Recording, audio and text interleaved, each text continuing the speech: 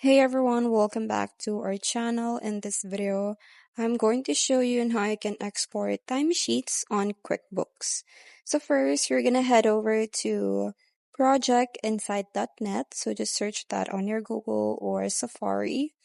And then once you're here, just tap on the three horizontal lines located at the top left corner. So you in here, click on that one.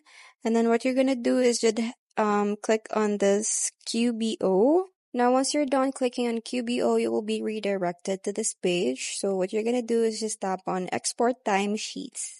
So now that we're here, you will see a lot of sheets. So just select the specific sheets that you're going to be exporting. So let's say, for example, this one. So we're going to tap on this checkbox right here. And then at the bottom, you will tap on this Send Timesheets to QBO. So click on that one. Now, after that, you just have to tap on Map at the bottom, right? And then you will see this message that looks like we need to map some projects to a QBO job. So you just have to put here, create a new job in QBO. So it depends on you. Then tap on Map at the bottom.